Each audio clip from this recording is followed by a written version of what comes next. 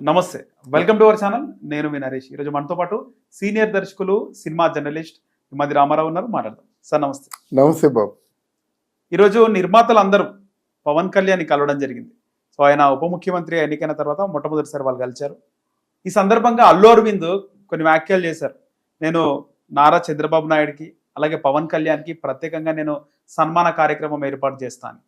దీనికి సంబంధించి ఎన్నికల ముందు అల్లు అర్జున్ బేసిక్గా ఆయన రాయలసీమకు సంబంధించి శిల్ప రవిరెడ్డికి ఆయన సపోర్ట్గా వెళ్ళడం జరిగింది. సో వైసీపీ అభ్యర్థికి సపోర్ట్గా వెళ్ళి మాట్లాడడం జరిగింది. సో కొన్ని కామెంట్స్ చెప్పాలంటే వైరల్ కూడా అయింది. అంటే ఇంట్లో వ్యక్తి బయటి వ్యక్తికి ప్రత్యర్థికి ప్రచారం చేయడం ఏంటి అని చెప్పి నాగబాబు సైతం ట్వీట్ పెట్టడం జరిగింది. కొంచెం కుటుంబంలో డిఫరెన్సెస్ వచ్చింది, డిస్టెన్స్ కూడా వచ్చింది. ఆ తర్వాత అల్లు అరవింద్ ఎక్కడ మళ్ళీ పవన్ కళ్యాణ్ కలిసిన సందర్భాలు మనం చూడాలి. సో ఇదంతా కవర్ చేయడానికి పైగా పుష్ప 2 కూడా వస్తుంది. ఈ సినిమాకి సంబంధించి టికెట్ల రేట్ల విషయంలో దీనికి సంబంధించి వాళ్ళిద్దరిని కలిసి సన్మానించే పరిస్థితి ఉందంటారా సార్? ఏమంటారు? వీళ్ళు వచ్చిన తర్వాత అశ్విని దత్ కల్కి గురించి మాట్లాడు అనుకోవడం, పుష్ప గురించి ఏమో అరవింద్ మాట్లాడు అనుకోవడం పొరపాటు. ఆ సందర్భాలు వస్తాయి, బయటికి రాకపోవచ్చు, ఆఫ్ ద రికార్డ్ కావచ్చు. కానీ ఎవరైనా వస్తే ఊరికి ఎందుకు వస్తారండి? ఏదో ఉంటుంది కదా, సొంతంగా ఏదో మొరపెట్టుకుందాం అని వస్తారు. ఇక్కడ అరవింద్ గారు ఇద్దరికి సన్మానం చేస్తారంటే అండ్ వాట్ పోర్ట్ఫోలియో కావాలి కదా.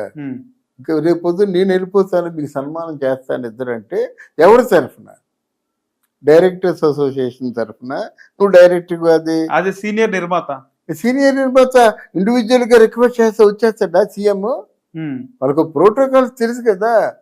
అయ్యా మహనీయ, ఇప్పుడు ఎన్టీ రామారావు గారు మీరున్నప్పుడు ఇండస్ట్రీ బాగుండేది, మళ్ళీ మా ఇండస్ట్రీ చూసి నిర్మాతలు ఈ కష్టాలు ఉన్నాయి, మా మొర చెప్పుకుంటాము, మీరైతే మళ్ళీ రామరాజ్యంలో మీరు వచ్చారు కనుక మీతో మా కష్టాలు చెప్పుకుందానికి వచ్చామని నిర్మాతల మండలి వచ్చి రిక్వెస్ట్ చేస్తే, అగ్ర నిర్మాత కదా సార్, అగ్ర నిర్మాతలు లేదండి. అగ్ర నిర్మాత వెళ్ళి పిటిషన్ పెడితే వాళ్ళు తీసేసుకుంటారు. అగ్ర హీరోలు పిలిస్తే వస్తారు కానీ అగ్ర హీరోలు పిలిస్తే వస్తారంటే చిరంజీవి పిలిస్తే రేవంత్ రెడ్డి ఇంటికి పోయినాడు కదా సార్. అది ఇన్నర్ స్నేహాలు వేరండి.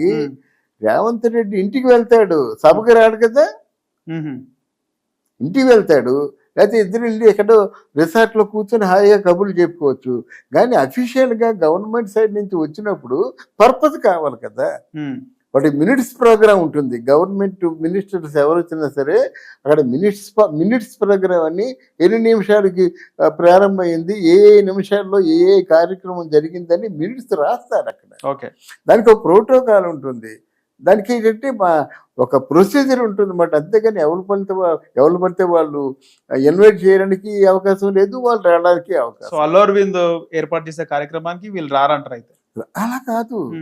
అల్లు అరవింద్ అంటే ఏదైనా కార్యక్రమం తలపెడితే గెస్ట్గా రమ్మంటే అది మీ ఇద్దరికి మధ్య ఉన్నటువంటి అనుబంధం మీద ఆధారపడి ఉంటుంది. అలా కాదు కదా, ఇండస్ట్రీలో కష్టసుఖాలు అంటున్నారు. అంటే నీ కష్టమే కాకుండా పై వాళ్ళందరూ నీ పక్కన వాళ్ళందరూ కష్టం సుఖాలు చెప్పుకోవడానికి వచ్చారు. ఫిలిం ప్రొడ్యూసర్స్ ఛాంబర్ తరఫున వచ్చారు. అది ఇందులో ఒకరికి ప్రత్యేకం కాదు అనుకోవడానికి వీల్లేదు. ఇక మీరు అడిగిన ప్రశ్నకి సమాధానం, నేను ఎవరేమనుకున్నప్పుడు కూడా ఇక్కడ పవన్ కళ్యాణ్ అనే వ్యక్తి చాలా కష్టాలు పడ్డాడు. మామూలు కష్టాలు కాదు, చాలా నిందలు పడ్డాడు, తిట్లు పడ్డాడు, ఏడ్చేశాడన్నమాట. అర్థించాడు చివరికి పిఠాపురంలో, అయ్యా ఈసరికి మాత్రం నన్ను గెలిపించండి అని అంటే ఆల్మోస్ట్ డిప్రెస్ అయిపోయాడు. ఆ డిప్రెస్ అవ్వడానికి కూడా కారణాలు ఉన్నాయి. అరే పిఠాపురంలో ఓడిపోతాడు, వంగ గీత గెలుస్తుందని కోట్లు బెట్టింగ్ కట్టారు అక్కడ. కొన్ని 3-4 కోట్లు బెట్టింగ్ కట్టారంటే కొంతమంది ఏవదాచి పెట్టేసుకున్నారు. ఇప్పుడు షేక్ అవుతారు కదండి. అటువంటి సమయంలో నువ్వు పక్క ఉన్నటువంటి ఆ శిల్పారావి దగ్గరికి వెళ్ళి నువ్వేదో నీ తోచింది మాట్లాడేసి వచ్చేస్తే ఎలాగవుద్దండి? నా ఫ్రెండ్, మా ఇద్దరం కాఫీ తాగుతాం, భోజనం చేస్తాం, చికెన్ తింటాం, అందుకే వచ్చానంటే జనం రావద్దు, ఆయన పిలవలేదు, పైగా రావద్దు అని కూడా చెప్పిండు. ఆయన నేను వచ్చినాను, నా ఇష్టంతో వచ్చిన. అదేనండి, దానికే చెప్తున్నాను. మీ ఇద్దరు ఎంత ఫ్రెండ్స్ అయితే మాకెందుకయ్యా? అవతల మాడిపోతున్నాడు, ఎండలో షేక్ అయిపోతున్నాడు, కాళ్ళు వాచిపోయినాయి, బ్లడ్ వస్తుంది, నీ కుటుంబం నా కుటుంబం మెగా కుటుంబం అంటున్నావు, ఆ కుటుంబంలో ఉన్నవాడువే, ఆ మొక్కలోనూ కొమ్మవే నువ్వు. మరి మెగా కుటుంబాన్ని మర్చిపోయి నువ్వు ఎలా అక్కడికి వెళ్తావు? నువ్వు ఒకటి మెగా కుటుంబం అంటే ఆ ముళ్ళు కీచురాళ్ళు ఇవన్నీ తీసేసి మా పూలబాటు వేసినటువంటి మా మామయ్యని నువ్వు ఎలా జన్మాంతం మర్చిపోవని చెప్పావు. మరి మీ మామయ్యని మర్చిపోయినట్టే కదా. మీ మామయ్యకి ప్రాణప్రదమైన పవన్ కళ్యాణ్ అష్టకష్టాలు పడుతుంటే అక్కడ ఒక 5 నిమిషాలు నిలబడి వెళ్ళిపోవచ్చు కదా. అవును, చరణ్ వచ్చాడు, సాయి ధర్మ తేజ్ వచ్చాడు, వరుణ్ వచ్చాడు, నాగబాబు అక్కడే ఉన్నాడు. నాగబాబు భార్య ఇంటింటికి పసుపు కుంకాలు ఇచ్చి ప్రచారం చేసింది. ఇక సినిమా ఫీల్డ్ లో ఎవరెవరు ఉన్నారో బుల్లితెర వాళ్ళందరూ వచ్చారు. వాళ్ళు ఎవరిని పిలవలేదు, వాళ్ళే వచ్చారు కావాలి కావాలి కావాలని. అప్పుడు ఎలా ఉంటుంది? రెచ్చగొట్టేట్టు ఉంటుంది కదండి ఎవరికైనా సరే. రెచ్చగొట్టే పని చేశావు కదా. దానికి మరుసటి రోజున పొరపాటు అయిపోయింది, నీ ఇలాగ అనుకోలేదు అని చెప్పేసి ఆ మావి దగ్గరికి వస్తే సరిపోయింది కదా. ఇంకా టైం ఉంది కదా. రెండో రోజు మామయ్య ఇంతమంది ట్రోల్ చేస్తారనుకోలేదు అని చెప్పేసి ఆయనతో పక్కన నిలబడి ఒక్కసారి పవన్ కళ్యాణ్ గారిని అత్యధిక ఓట్లతో గెలిపించండి అని చెప్పొచ్చు కదా. ఇప్పుడు శిల్పారావు మీద నిలబడటం లేదు కదా. ఆయనదొక ప్రాంతం, ఈయనదొక ప్రాంతం. పిఠాపురంలో ఈయన ఉంటున్నాడు, ఆయన కర్నూలులో ఉంటున్నాడు. ఎలాగా అంటే నీ తప్పును సరిదిద్దుకునే అవకాశం రెండో రోజుకు ఉంది, అయినా నువ్వు రాలేదు అంటే ఏమిటి? మెగా ఫ్యామిలీ, అల్లు ఫ్యామిలీ అన్నది నువ్వు ఎస్టాబ్లిష్ చేసుకున్నావు, దీనికి మూల్యం చెల్లించుకుంటావు. ఓకే, నీకు అర్థమైందా? మూల్యం చెల్లించుకుంటావు. తర్వాత అన్నిటికంటే చిరంజీవి గారు కూడా హర్ట్ అయింది ఏంటంటే, బాపట్లలో మా నాన్న కానీ మా తాతయ్య కానీ చేరదీగిపోయినట్టయితే బాపట్లలో పంచర్లు వేసుకుంటున్నాడు అని చెప్పారండి. అక్కడ చిరంజీవి హర్ట్ అయ్యాడు. ఎవరన్నారు సార్ అన్నమాట? మాట వీళ్ళే ట్వీట్లు చేశారు. వీళ్ళు ఎవరన్నారంటే అర్జున్ ఫ్యాన్స్ కావచ్చు, మరి అక్కడ ఎలా లీక్ అవుద్ది బాపట్లలో పంచర్లు వేసుకుంటున్నారనే విషయం మాకు తెలియదు కదా. అక్కడ హర్ట్ అయ్యారు అందరూ. అంటే ఇప్పుడు కుటుంబం గురించి ఎప్పుడైతే ఎత్తారో, నువ్వు అలా ఉండేవాడివి, నువ్వు ఇలా ఉండేవాడివి అని చెప్పుకున్నట్టయితే అది రాజకీయం కాదండి. ఒకటి రాజకీయాల్లో నువ్వు నిజం మాట్లాడుతున్నావా దర్జాగా మాట్లాడు, తప్పు మాట్లాడావా వెంటనే క్షమాపణ చెప్పి, దేర్ ఇస్ ది మ్యాటర్. అంతేగాని ఆ తప్పుని అబద్ధాన్ని కప్పుకోవడం కోసం 10 అబద్ధాలు ఆడావంటే అది పెద్ద ఇష్యూ అయిపోద్ది. రేపు పుష్ప సినిమా రిలీజ్ అవ్వదు, ఏం చేస్తావు? అవదు. ఆడినెవరు? అల్లు అరవింద్ పోయింది కదా సార్. ఇది పోతే ఎలాగొద్దండి, మనసులో ఉన్నాయండి, ఆడనివ్వరంటారు. ఇప్పుడు మీ ఫిజికల్ గా గాయమైనట్టయితే అదేదో ట్రీట్మెంట్ తో పోతుందండి. మనసు గాయపడితే పంచర్లు వేసుకునేవాడివి నువ్వు అంటే అసలు మెగాస్టార్ లేకపోతే ఈ కుటుంబాలన్నీ ఏమైపోయి గంగలో కలిసిపోతాయండి. అష్ట కష్టాలు పడినవాడు మెగాస్టార్. అయితే ఆయన అదృష్టవశాత్తు ఆయన నా బిడ్డ అనుకుని ఆ సురేఖమ్మ ఆయన నా బిడ్డ అనుకుని పెంచినటువంటి ఈ పవన్ కళ్యాణ్ అనే కొడుకు ఈ కొనిదెల వారి వంశం పేరు మొత్తం ప్రపంచానికి చెప్పాడు. అది చాలా గొప్ప కదా. ప్రధానమంత్రి లాంటి వ్యక్తిని రెక్కపట్టుకొని లాక్కొచ్చి అన్నయ్య దగ్గర తీసుకొచ్చాడు. ఆ ప్రధానమంత్రి ఇలా మొహం తిప్పుకోలేదు, అది మొహం అంతా చేసుకొని 2 చేతులు పైకెత్తి అభివాదం చేశాడు. మరి అటువంటి బిడ్డ మీద ఎలాగుంటుంది? అటువంటి బిడ్డని ఎవరైనా ట్రోల్ చేసినా అవమానించినా ఆయనకి ఎలాగుంటుంది? డెఫినెట్ గా బయటికి చెప్పడు, ఇంత మీ కళ్ళు నిచ్చి మీదకి వచ్చాయని అనడు, కానీ మనసులో ఉంటుంది కదా. మీ పంచర్లు వేసుకునే వాళ్ళు ఎవరు వేసుకున్నారా, మీరు లేదు మీరు ఎక్కడ అంటుంది కదా. ఆయన సంస్కారి కాబట్టి ఆ మాటలు బయటికి చెప్పడు. కానీ మొత్తానికి సారీ ఏంటి చూస్తున్నావు ఆయన సంస్కారి కాబట్టి బయటికి చెప్పడు, కానీ మనసులో ఉంటుంది కదా. అందువల్ల ఇవన్నీ తప్పులు చేసేసి ఇప్పుడు ఈ రోజు వాళ్ళు పెద్ద ఇష్యూ అయిపోయిన తర్వాత వస్తాడు, ఆయన నవ్వుతాడు, అల్లుడు అంటాడు, ఈయన మామయ్య అంటాడు, మాట్లాడతారు. ఇది ఎలాగని చెయ్యాలి అల్లుడు అంటాడు, కొంచెం చనువు ఉంది కనుక, నలుగురిలో డూపుగాను అందరినీ యాక్సెప్ట్ చేస్తాడు. కానీ మీరు చెప్పిన మాటకు ఒకటి గుర్తొస్తుంది. చిరంజీవి గారి సినిమా రిలీజ్ అయినప్పుడు కాంతారా మూవీ కూడా రిలీజ్ అయింది. దీనికి సంబంధించి ఆ సినిమా అప్పుడు వాంటెడ్లీ అల్లు అరవింద్ కాంతారా మూవీ ఇక్కడ రిలీజ్ చేసినారు. ఆ కన్నడ సినిమాని ఇక్కడ హిట్ టాక్ రావడంతో తెలుగులో కూడా రిలీజ్ చేసి చిరంజీవి గారి సినిమా కలెక్షన్లు తగ్గడానికి, ఆ సినిమా ఫ్లాప్ అవడానికి కారణం అని కూడా అప్పుడు వార్త వైరల్ అయింది. అది కూడా మనం మాట్లాడుకున్నాం. అవునండి, వాల్తేరు వీరయ్య సినిమా మంచి సినిమా అండి.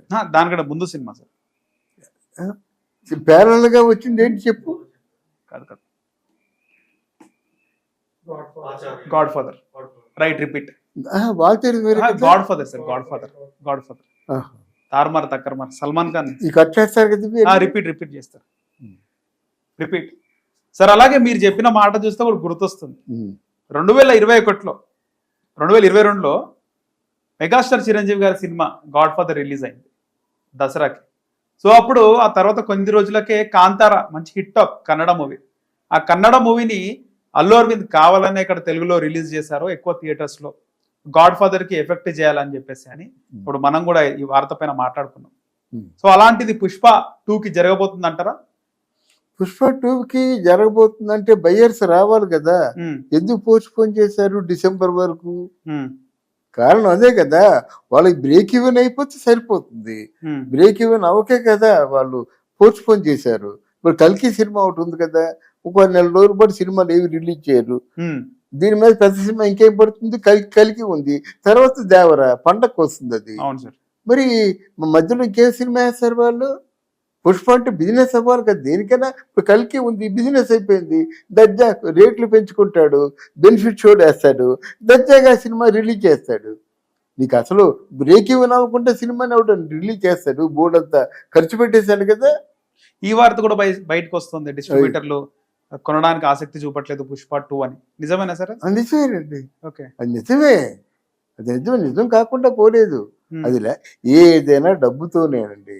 అశ్విని దత్ మొన్నటి వరకు ఉనికిపోయాడు అన్నమాట.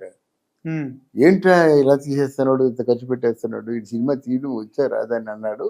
ఇప్పుడు ఏదో మొత్తానికి ఆయన చేసిన పని ఏంటంటే నాగాశ్విను 3 హీరోలు. ఇక్కడ ఎవరు? ప్రభాస్, కమల్ హాసన్, అమితాబ్ బచ్చన్, 3 ప్రపంచాలు అయిపోయి హిట్ అయిపోయింది. 3 హీరోలు. ఎలాంటి హీరోలు? ప్రభాస్, కమల్ హాసన్, అమితాబ్ బచ్చన్. 3 హీరోలకి కథ 3 ప్రపంచాలకు సంబంధించిన కథ. చిట్టి అని ఒక కవర్ పెట్టాడు తమాషాగాన. గ్రాఫిక్స్ బ్రహ్మాండంగా ఉన్నాయి. ఆ సినిమా ఏంటంటే మన నేషనల్ ఇంటర్నేషనల్ స్టాండర్డ్స్ లో సినిమా తీశారు. అప్పుడే ఆన్లైన్ బుకింగ్స్ ఫస్ట్ డే అంతా ఫుల్ అప్ అయిపోయింది. ఓ వారం రోజుల వరకు ఫిల్ అయిపోతుంది. 4 వారాలు నడితే బంపర్ సూపర్ హిట్ కలెక్షన్స్ వస్తాయి అన్నమాట. పుష్ప 2కి గండం ఉందంటారు, సన్మానం చేసినప్పటికీ కూడా ఎఫెక్ట్ ఉంటుంది. అదేంటండి మీరు ఎలా మాట్లాడతారు? అరవింద్ ఎవరండి సన్మానం చేయడానికి? నాకు కడుపులో చాలా మంట ఉంది, చెప్తాను, చెప్పండి. మీకు రాజమౌళి లాంటి వ్యక్తి 2 ఆస్కార్ అవార్డులు తీసుకొచ్చినట్టయితే, 2కి ఆస్కార్ అవార్డులు వచ్చినట్టయితే, తారక్ను రామ్ చరణ్ వెళ్ళిపోయి అమెరికాలో తెలుగు వాణి వినిపించినట్టయితే ఒక్కడు సన్మానం చేశారండి రాజమౌళికి? వీళ్ళు మనుషులా లేకపోతే ఎలా లెక్కేసుకోవాలండి వీళ్ళని? రాజమౌళి వారోత్సవాలు పెట్టాలి. తెలుగు డైరెక్టర్ తాలూకు ప్రభని ప్రపంచ వ్యాప్తంగా వినిపించినటువంటి ఒక రాజమౌళిని వాళ్ళు కనీసం పలకరింపు లేకుండా వదిలేస్తారా? అంటే ప్రభుత్వాలు కూడా స్వాగతించలే కదా సార్, ప్రభుత్వాలు అటు ఆంధ్రప్రదేశ్ కానీ ఇటు తెలంగాణ కానీ. ఉండండి, ప్రభుత్వాలు ఆలోచించాలంటే ఆ ప్రభుత్వాలు ప్రజల గురించి ఆలోచించలేదండి. మీ ఇండస్ట్రీ తరఫున గర్వకారణంగా చెప్పుకోవడానికి మీరు నిర్వహించినట్టయితే వారోత్సవాలు నిర్వహించుకొని రాజమౌళి గారిని ఇన్స్పిరేషన్ గా తీసుకొని ఇంకెవడైనా ఆవేశపరుడైనటువంటి క్రియేటివిటీ ఉన్నవాడిని ఎంకరేజ్ చేసే సందర్భం అవుతుంది కదా. ఒలింపిక్ గేమ్స్ లో గోల్డ్ మెడల్ కొట్టి వచ్చిందండి, ఒక సన్మానం చేయమండి వాళ్ళకి, పౌర సన్మానం చేయాలి కదా. మరి ఇండస్ట్రీలో ఉంటూ డబ్బులు కొరవ ఎంత అవుద్దండి వాళ్ళ ఫంక్షన్కి? ఒక 5 కోట్లు అవుద్ది. అంటే చెప్తున్నమాట, ఇవన్నీ అవసరానికి అందరూ వచ్చేసి నేను నేను నేను అనే బదులు అసలు ఫండమెంటల్స్ తెలుసుకోవాలంటాను నేను. మరి జగన్మోహన్ రెడ్డి అంటే జగన్మోహన్ రెడ్డి ప్రజల గురించే ఆలోచించలేదు, ఇండస్ట్రీ గురించి ఏం ఆలోచిస్తున్నారు? ఇప్పుడిప్పుడే వీళ్ళు వచ్చారు కనుక మీరేం చెప్పినా చంద్రబాబు నాయుడు వింటారు కనుక, మీకు తగిన మర్యాద ఇస్తారు కనుక, తెలుగుదేశమును చిత్రసీమ ఎప్పుడు కూడా కలిసే ఉంది కనుక. బికాజ్ ఆ మూల పురుషుడు ఎవరంటే సినిమా యాక్టరు.